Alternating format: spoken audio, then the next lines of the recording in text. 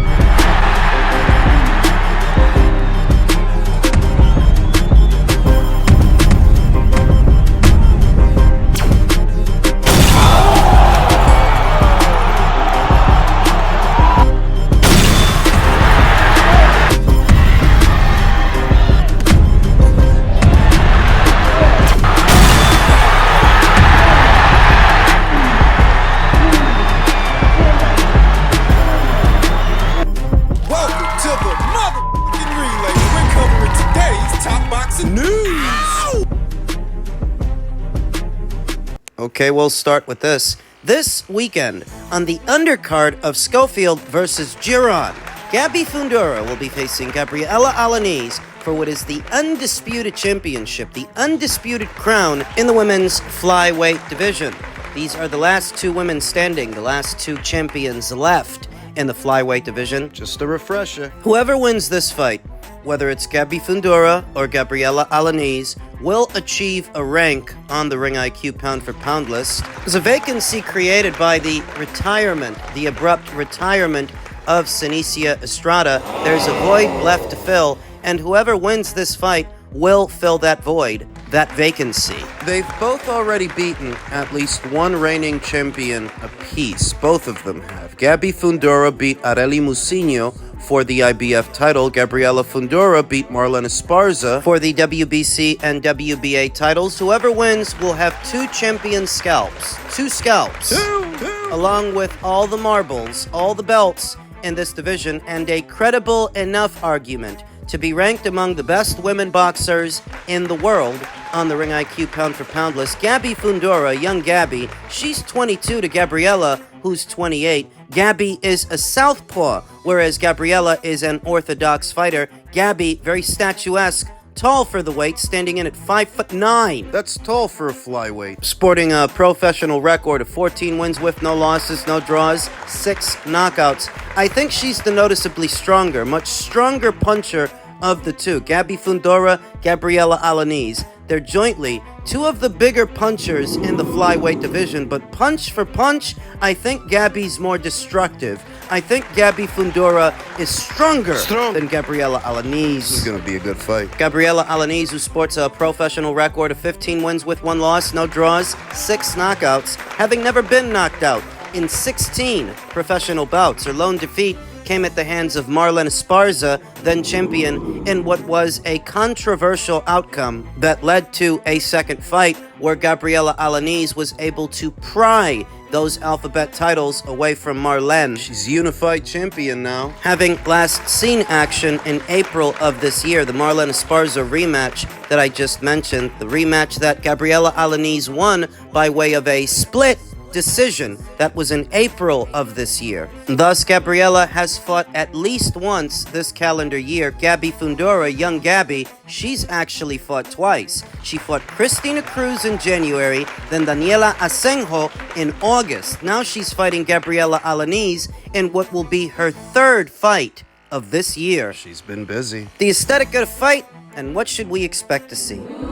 Gabriela Alaniz is a mid-range to inside puncher. That's her sweet spot, and that's where she works to be within a round and in a fight. She likes to stay on top of her opponents. Stay close to them. She's gonna have to try to close the distance on Gabby Fundora, and that's where she's gonna run into a problem. Gabby Fundora is a lot taller and a lot longer than Gabriela Alaniz, shows great range control, knows how to use the jab to control her opponent. And remember that it's a southpaw jab. Gabriela Alaniz leads with her left, whereas Gabby Fundora leads with her right. Because of Gabby Fundora's height, her southpaw jab could come in over the top of Gabriela Alaniz's orthodox jab, thus making it difficult for Gabriela Alaniz to get close to Gabby Fundora. tack on her strides. Long legs make for long strides. Gabby's got long legs to move around, use the ring, keep distance, and keep her opponent in front of her. Keep her out of the pocket. Gabriela Alaniz is going to barrel forward, trying to get close enough to Gabby Fundora to land punches, and Gabby's going to make that difficult by moving and punching and boxing. Catching her coming in. And in the event that Gabriela Alaniz is able to get inside on Gabby Fundora, Gabby can fight on the inside too. She's fluent there too. Fluid there too. Some fighters, you get inside on them, and they don't know what to do. They're like a deer in the headlights. Some fighters, but that's not Gabby. Gabby can fight long range and short range. She's good, man. So I think this will be the most difficult fight of Gabby Fundora's career. I mean, I could see that. I could see this being scrappy in spots. Messy. I think that Gabriela Alaniz can push Gabby Fundora and make things difficult and scrappy and messy at times, though ultimately, I trust Gabby Fundora in this assignment. I trust she'll manage the distance well enough that she's getting off clean, hard punches, showing the neater, tidier work more often than not in the eyes of the judges. And if nothing else, don't forget that this is a Golden Boy Promotions show, and Gabby Fundora is a Golden Boy Promotions fighter. So she'll get all the consideration she needs if she needs it. Wink, wink. The summary is, I think Gabby Fundora's height, length, accuracy, jab, and movement, it's going to make it too hard for Gabriela Alaniz to get close and be effective while doing so. And while I don't rule out a knockout, as Gabby Fundora is a very, very strong puncher, I'd say Gabby Fundora on points, conservatively. The likeliest outcome is Gabby Fundora by way of a points decision to become this division's undisputed champion. The first, I think. The first ever in the four-belt era, perhaps the first in the history of women's boxing, because I don't recall anybody else ever becoming undisputed at this weight. Gabby on points is the pick.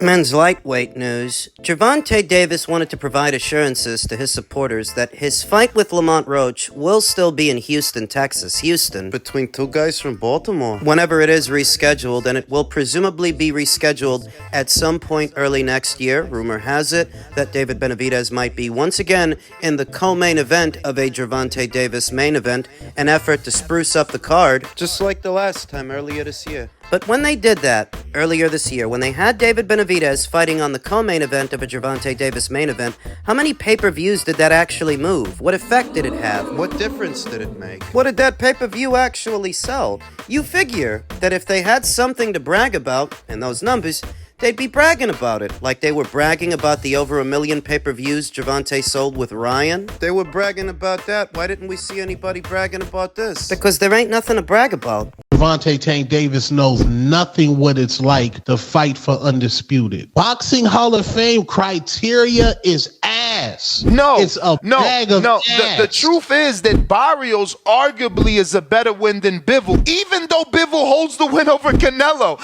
Huh? He just never done nothing after he got the win. At least Barrios done something after he lost. Barrios is a bigger win than beating Canelo. No, I didn't say that. Canelo Alvarez? I didn't say that. I said Barrios is possibly a bigger win than Bivol. Huh? Even though Bivol has the win over Canelo, because Bivol hasn't done anything after he beat Canelo. He beat the dude moving up, as many people usually think the bigger man will beat the smaller man. It's a revisionist version of history because I didn't see many people picking Bivol to beat Canelo. Oh, I saw some people criticizing Canelo for fighting him, saying he was a cherry. But then what does he do? Nothing? Nothing? I mean, nothing. Beating Mario Barrios. A weight-drained Mario Barrios. He was not weight-drained. Better. He was not weight-drained. The collective gaslighting continues for Gervonta Davis and his lackluster opponents, his crappy resume. The gaslighting continues because here you have veteran podcaster Nestor Gibbs trying to formulate an argument where beating Mario Barrios is better than beating Dimitri Bivol. On what planet? Not this one. And the crux of that argument seems to be that Dimitri didn't do much after he beat Canelo, which isn't true anyway. He beat Zurdo Ramirez, successfully defended his title. He took a then unbeaten Zurdo Ramirez to school, beat him easy. The same Zurdo Ramirez that reigns here today as WBA Cruiserweight Champion. If you're talking about victories that aged well, that Gervonta's victory over Mario Barrios aged well, Dimitri's victory over Zurdo Ramirez aged well, especially if Zurdo unifies titles at cruiserweight in his next fight. He went on to become a cruiserweight champion at a higher weight. Very soon, he could be a unified champion. So if we're talking about victories that aged well, Dimitri's victory over Zurdo aged just as well, if not better, than Gervonta's victory over Mario. Why are we even doing this? It's a stupid argument to have. It's a stupid statement to suggest that beating Mario Barrios is somehow better than beating unbeaten Dimitri Bivol, who reigned as a champion at light heavyweight for 6 or 7 years. So many successful title defenses. You're comparing Mario to him? Mario, who wasn't full champion when Gervonta fought him, he had a baby belt. Josh Taylor was the undisputed champion. Why do we have to keep doing this? Why do these guys keep trying to prop up these guys that Gervonta fought? Stupid. No, Mario Barrios is not the equivalent of beating Dimitri Bivol for undisputed. Mario Barrios isn't in the same league, the same stratosphere as Dimitri Bivol. Welcome to America, land of the bad boxing takes. It's a revisionist version of history. Gervonta fights a nobody in Mario Barrios because that's what he was, a goddamn nobody. You had guys like Devin Haney floating around, Teofimo floating around. If he was gonna go to 140, why didn't he fight Josh Taylor? I mean, these were the somebodies at the time. He instead fights Mario Barrios, a goddamn nobody, who you don't decide is all of a sudden a somebody until after he fights him, so that Gervonta's resume won't look as bad. They do this with all the scrubs he fights. All those guys. Isaac Cruz was a goddamn nobody, who you guys all of a sudden want to pretend was a somebody after the fact. Same with Mario. Same with Frank Martin. Same with Rolly. It's the same goddamn thing because you're still trying to compensate. You're still trying to cover for Gervonta Davis's poor resume. So basically what you're doing is diminishing Artur Beterbeev's undisputed run to make it seem like Gervonta Davis's run is better? Because Mario is a better fighter? He's better than Dimitri Bivol, is that what you're saying? You think Mario Barrios is a better boxer, a better fighter than Dimitri Bivol? No, you're just trying to spruce up Gervonta Davis's shitty resume with these mental gymnastics. That's what the American boxing scene is like. They don't really care about the fighters that are actually putting in the work, actually doing the business, like Artur, who became undisputed champion, or Usyk, Inui, or Terence Crawford. These are the fighters that the Americans like to tear down because they're not dysfunctional enough or degenerate enough, toxic. These are no-nonsense characters in a sport. They don't do all that much talking. They don't spend night and day arguing with their contemporaries on Twitter, acting like a bunch of females. They don't do any of that JV shit. They got a job to do, and they do it in good fashion, but to the Americans, that makes them boring. Maybe Artur should paint his nails and buy a purse so they could like him. Paint his nails and buy a purse, wear a pink mink, because that's what the Americans seem to be into. That's what they seem to like. Slay. Get it, queen? They don't like boxing. These guys don't like boxing. If you've reached a point where you're trying to equate beating a nobody, a goddamn nobody in Mario Barrios, as being equal to unifying your division, beating Dimitri Bivol? Undisputed. We haven't seen an undisputed champion at light heavyweight in over 20 years. The last one before Artur was Roy. But let's marginalize that. Let's diminish it so that Gervonta can seem like he's fighting good fighters too. Not even punditry anymore. It's just propaganda. Plain old gaslighting. For what are diminishing returns? Because no matter how much they try to put Gervonta Davis on a pedestal, his last fight didn't sell shit, and his next fight ain't gonna sell shit. The internet has created a phenomena that is unique to this era. Gervonta may seem popular online based on his online metrics, that if you do a video about this guy, yeah, people are gonna watch it. But that doesn't mean those people are gonna buy his fight. So while he seems popular, somebody might do an interview with this guy, a podcaster, and the metrics will be good online, but remember,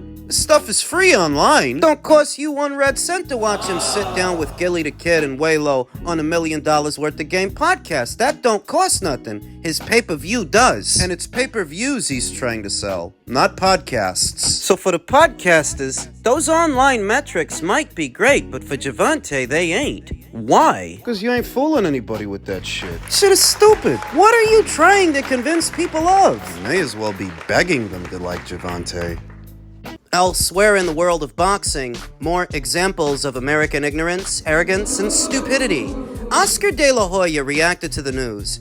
of a potential Canelo versus Eubank fight in the UK, and in so many words he said, it would sell out Wembley because UK fans don't know shit about boxing. And this guy's a promoter. He's just holding on to the past. Holding to a time where America was widely regarded as the centerpiece, the mecca of boxing, the hub for the sport, and it's not like that anymore. Americans, so many of them, refuse to accept it on both sides of the boxing business. Many of the fans and many of the people in the industry. This is his latest effort to shade Canelo Alvarez to continue to throw shots at that guy. Brits are stupid. You can surmise what he said with that one sentence. He should be so lucky as to cater to a market that is as receptive as the British market, that actually patronizes and supports their fighters, goes to their fights. They show up in the numbers. They're not just sat online talking shit about fights they're not going to go to and pay-per-views they're not going to buy. He, as a promoter, should be trying to tap into that market, trying to